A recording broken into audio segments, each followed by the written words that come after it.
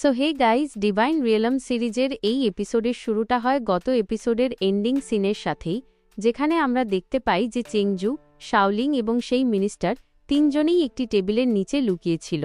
ঠিক সেই মুহূর্তে হঠাৎ করেই ওই মূর্তিটি তাদের সামনে চলে আসে, যার কারণে এই তিনজনই ভয় পেয়ে প্রবল গতির সাথে সেখান থেকে পালাতে শুরু করে।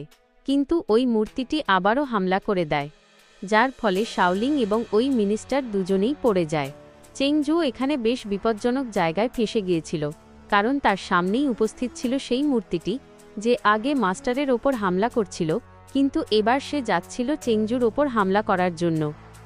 তো তখন ওই মূর্তিকে আটকানোর জন্য মাস্টার সঙ্গে সঙ্গেই তার ফ্রিজিং টেকনিক ব্যবহার করতে শুরু করেন, যার ফলে তার শরীর জমে ফ্রিজ যায় এবং এখন তিনি তার কিছু তালিস্মান ব্যবহার করতে থাকেন ওই মূর্তিকে বেঁধে ফেলার জন্য।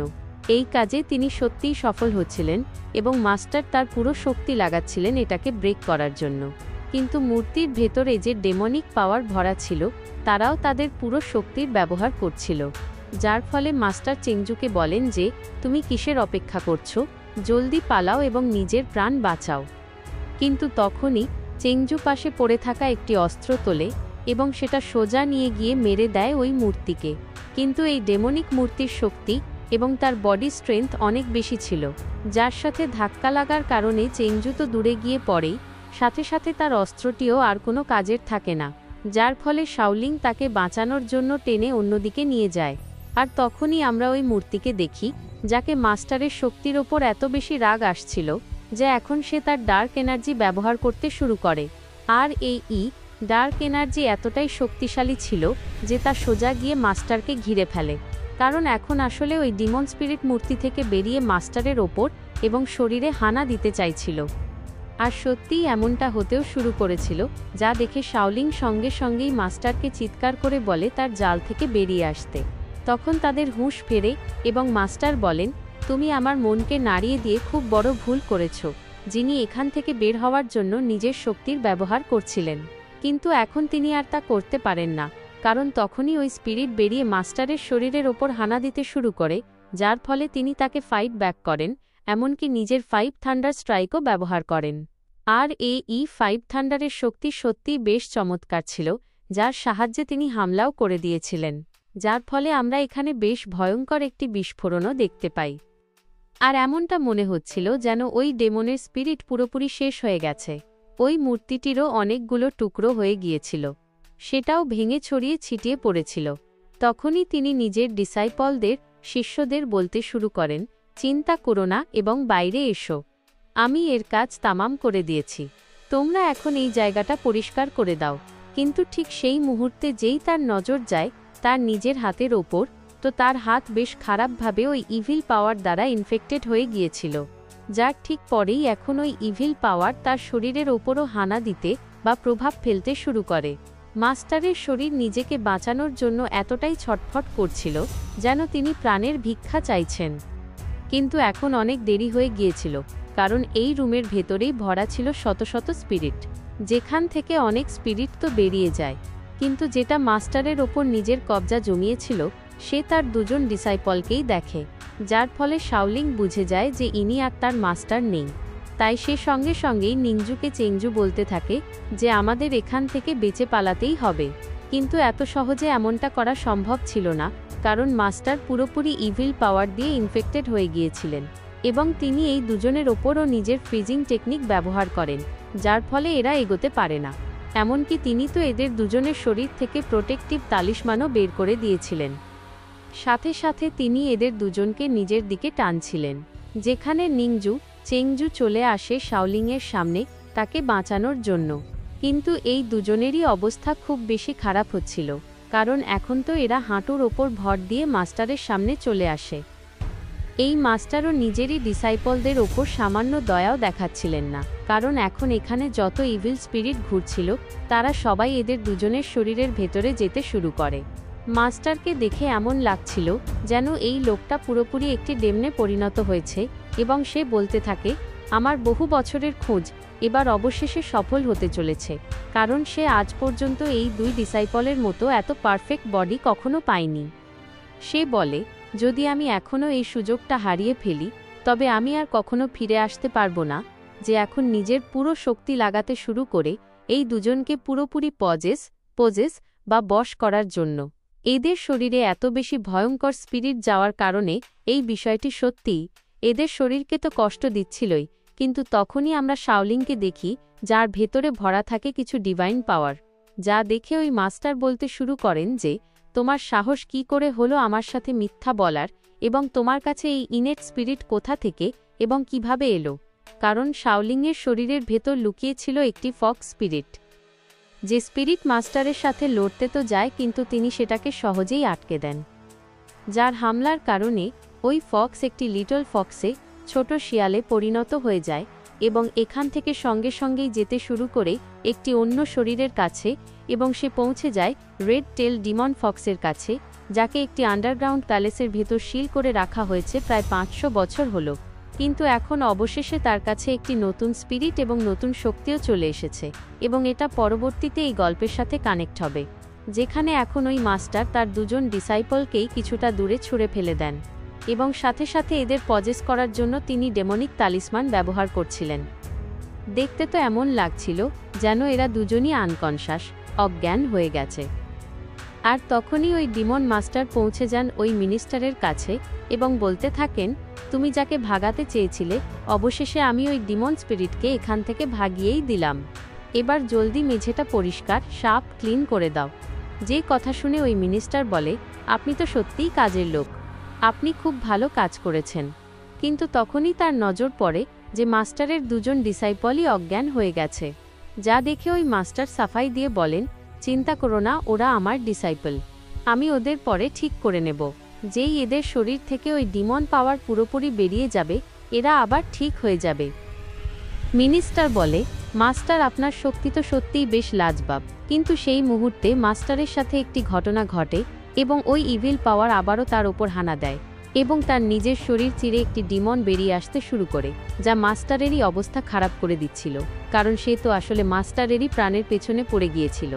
সে তার শরীরকে পুরোপুরি পজেস করে নিয়েছিল। মাস্টার সাহায্যের জন্য চিৎকার করতে থাকেন, কিন্তু তার সাহায্য কেই বা করবে, যার ফলে সে সঙ্গে সঙ্গেই ওখান থেকে দৌড়ে প্যালেসের বাইরে চলে আসে। এবং সাথে সাথে আমাদের ওই ডিভাইন রিয়েলমের একটি দৃশ্য দেখানো হয়, যার মধ্যে একটি নতুন শক্তির উদয় হয়েছিল এবং এই শক্তি চারদিকে ছড়িয়ে পড়তে থাকে। অন্যদিকে ওই ডিমন মাস্টারের শরীর চিরে পুরোপুরি এখন তার ওপর কবজা করে নিয়েছিল, যে এবার শিকার বানাতে যাচ্ছিল শাওলিংকে। তো তখনই আমরা ডিভাইন রিয়েলম থেকে আসা ওই শক্তিকে দেখি, যা সোজা গিয়ে এন্টার করে যায় চেংজুর শরীরে। তো এটা চেংজুকে কিছু আলাদা মেমোরির মধ্যে নিয়ে যায়। দেখতে এমন লাগছিল যেন সে কোনো আলাদা জায়গায় পৌঁছে গেছে, এবং তার সামনে সেই মহিলা দাঁড়িয়েছিল, যাকে সে তার ভিশনে দেখে, যে চেংজুকে বলে, জলদি নিজের তলোয়ার তৈরি করো। যেখানে এখন আমাদের অনেক ডিসাইপলকে দেখানো হয়, যারা সবাই নিজেদের ট্রেনিং করছিল, এবং তাদের মধ্যেই সবথেকে ভালো মনে করা হয় চেংজুকে। সে তার ভিশনে যখন দেখে তখন সে জানতে পারে যে এই চেংজু তো আগেও জন্ম নিয়েছিল, এবং যখন চেংজু তার সোর্ডের ওপর বসে যাচ্ছিল নিজেরই মাস্টারের কাছে, তখন তারা তার ওপর এত বেশি ভয়ঙ্কর হামলা করেছিল যে চেংজু তা থেকে বাঁচতে পারেনি, এবং এই সোর্ড চেংজুর বুকের ওপর হয়ে গিয়েছিল। আর এখন এই সব মেমোরি কানেক্ট হয়ে যায় প্রেজেন্ট টাইমের চেংজুর সাথে, যেখানে এখন সঙ্গে সঙ্গেই তার চোখ খুলে যায় এবং সে তার পাশে দেখতে পায় শাওলিংয়ের ওপর নিজের ডিমন মাস্টারকে, যে শাওলিংকে খেতে যাচ্ছিল। কিন্তু চেংজু কেবল এক কোপেই নিজের মাস্টারের গর্দান কেটে আলাদা করে দিয়েছিল, যার ফলে তার কাছে রাখা ওই কপার কয়েনটিও বাইরে চলে এসেছিল। আর এখন চেংজুর শরীরের ভেতর এত বেশি শক্তি চলে এসেছে যে সে মাস্টারকেও বলে, এ তো খুবই দুর্বল ছিল। চেংজু তখনই কপার কয়েনটি তোলে এবং সেটা দিয়েই দেখতে শুরু করে চাঁদকে, এবং বলে, সত্যিই কি এই দুনিয়ায় মানুষের সেম একই নাম হবে? কারণ চেংজুর যে গত জন্মের স্পিরিট এখন সেটা এই শরীরের ভেতরেই চলে এসেছিল। তাই সে ভাবছিল যে আমি পাওয়ারের দিক থেকে কোন লেভেলে আছি। এবং সাথে সাথে তখনই সে সেখানেই দেখতে পায় শাওলিংকে, যে এখনও বেঁচে তো ছিল, কিন্তু সে অজ্ঞান ছিল। যা দেখে সে তাকে নিজের বাহুডোরে তুলে সঙ্গে সঙ্গেই তাকে একটি ছোট স্পেলের সাহায্যে ঠিকও করে দেয়, যার চোখ খুলতেই সে সবার প্রথমে দেখতে পায় তার সিনিয়র ব্রাদারকে। এরপর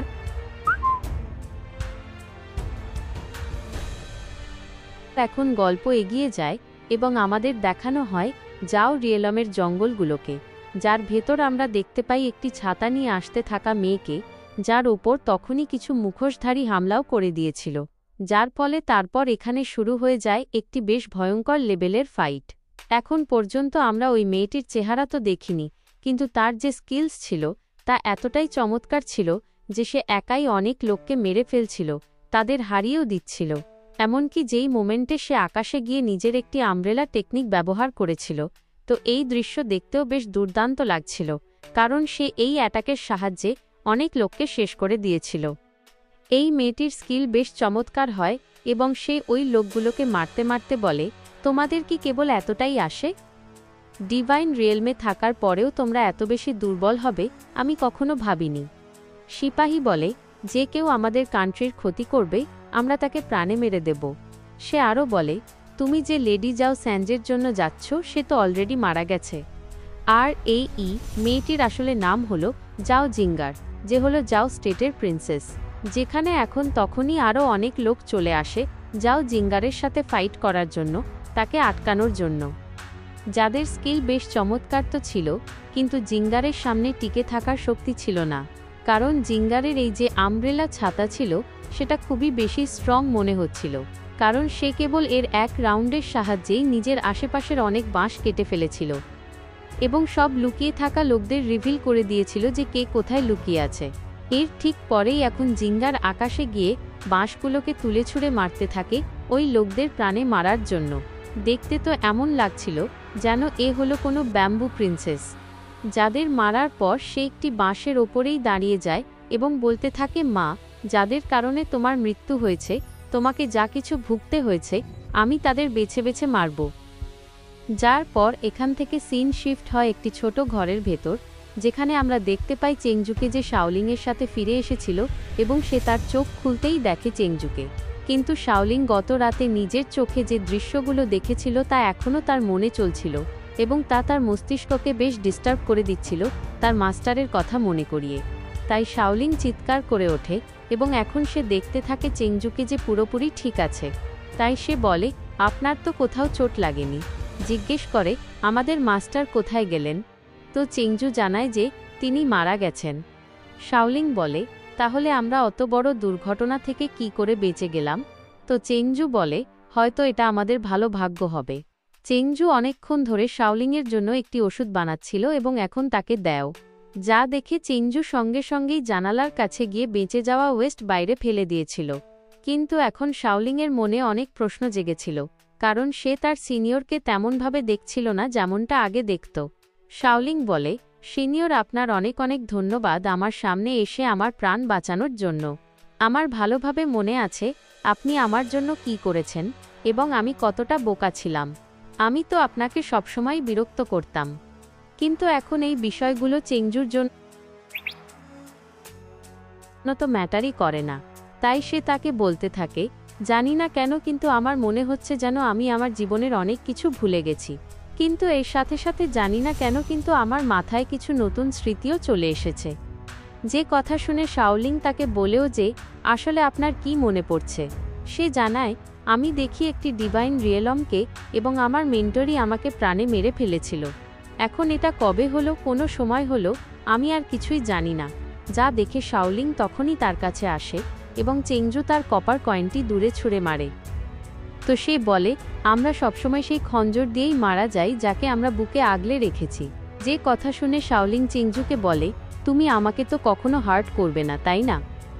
তো চেংজু বলে, না না, আমি কখনো এমন করব না। তারপর তখনই সে ভয় পেতে পেতে বলতে থাকে, সিনিয়র ব্রাদার, কিন্তু জানি না কেন আমার মনে হচ্ছে যেন আপনি আর আগের মতো নেই। আগে আমি আপনাকে দেখে যা ফিল করতাম, আপনি তো পুরোপুরি বদলে গেছেন। চেংজু বলে, এখন যেহেতু তুমি আমাকে নিজের সিনিয়র ডেকেছ, তো আমি এখনও তোমার সিনিয়রই আছি। শাওলিং বলে, না, আমি জানি তুমি সে নও। যেমনই চেংজু তার কাছে আসতে থাকে এবং তাকে জানায় একটি কম্পাসের ব্যাপারে যা লুকিয়ে রাখা হয়েছে, যার ব্যাপারে বা তো শাওলিং জানে বা তো চেংজু জানে। এমনকি সে তো বাকি জিনিসগুলোর ব্যাপারেও বলছিল যে কোন জিনিস কোথায় পাওয়া যাবে। এবং তার মাস্টারের সবথেকে বড় রাজ হলো যে তিনি সবসময় নিজের টাকা তার বেডের নিচে রাখেন। এই কথা শুনে তো শাওলিংও চমকে যায় এবং তারপর চেংজু তাকে বলতে থাকে, অন্তত এখন তো তোমার আমার কথায় ভরসা হয়েই গেছে। কিন্তু তবুও শাওলিংয়ের চেংজুর ওপর সন্দেহ হচ্ছিল। এই কারণে সে বলতে শুরু করে, ডিভাইন রিয়েলমের বাইরে মরে যাওয়া লোক কখনো পুনর্জীবিত রেজারেক্ট হতে পারে না। কিন্তু আমি তো পুনর্জীবিত হয়ে যাও স্টেটে এসেছি। আমি নিজেও বুঝতে পারছি না যে আসলে এমনটা কিভাবে হলো এবং এর পেছনের কারণ কি হবে। কারণ নিশ্চয়ই যাও স্টেট এবং আমার মধ্যে কোনো না কোনো কানেকশন তো আছে।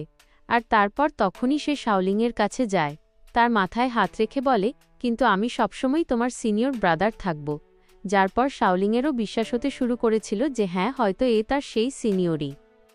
যার পর এখন আমাদের এখান থেকে দেখানো হয় প্যালেসের দৃশ্য, যেখানে কিছু সিপাহী পাহারায় ছিল এবং তাদের সামনেই তখনই চলে আসে জিঙ্গার।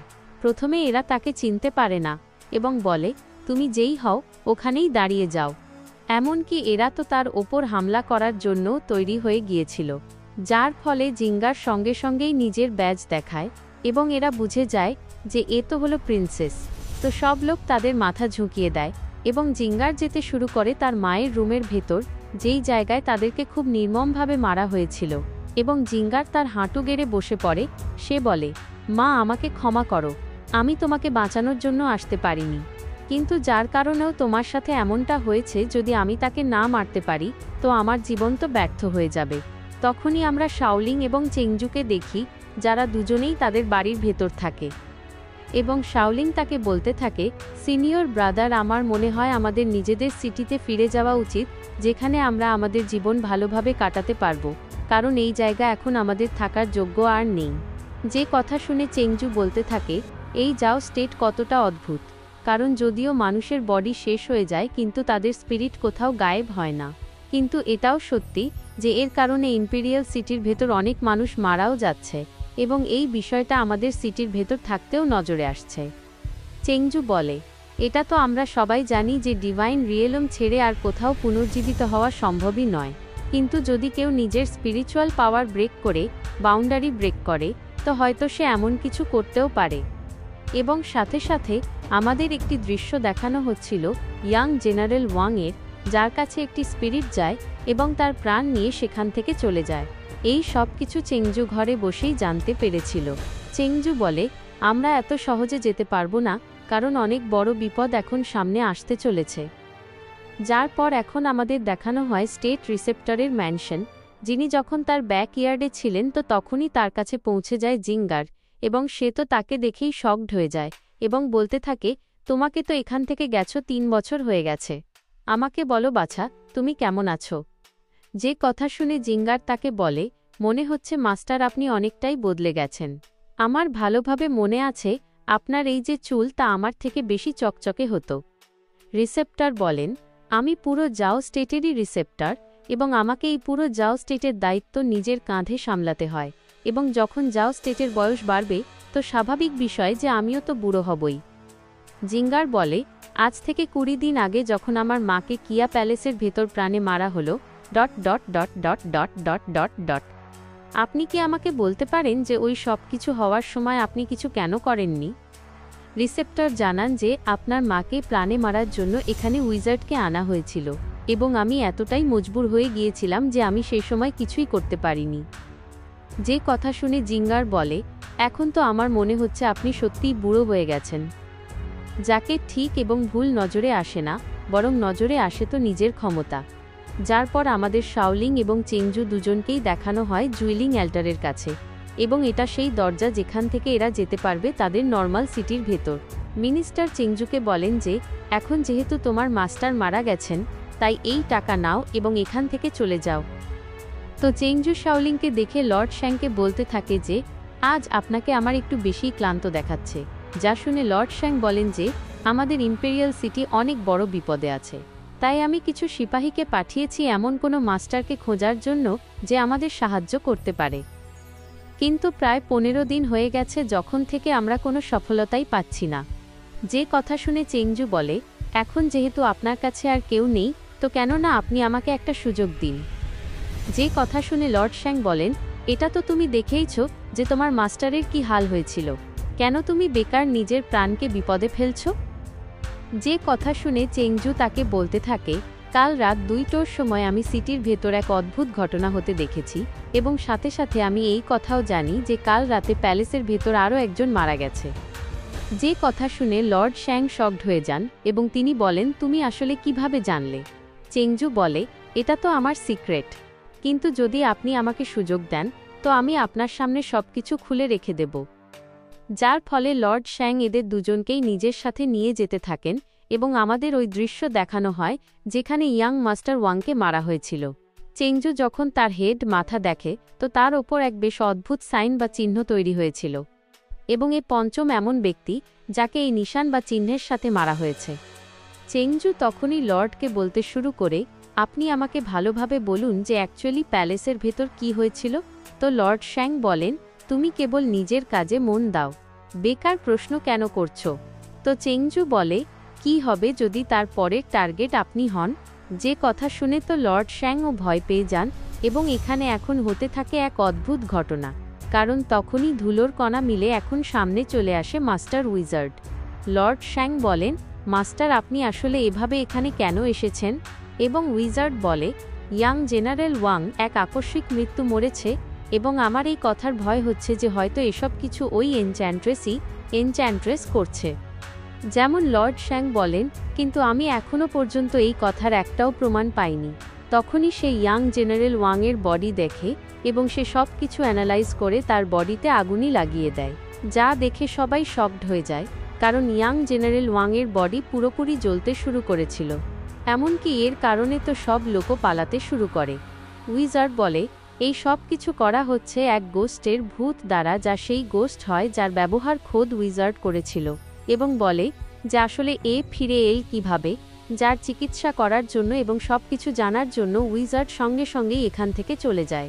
প্যালেসের ভেতর ইয়াং জেনারেল ওয়াংয়ের বডি জ্বলছিল এবং এরা ঝরতে থাকা বৃষ্টির মধ্যে বাইরে চলে এসেছিল। লর্ড শ্যাং, চেংজু সবাই শকড হয়ে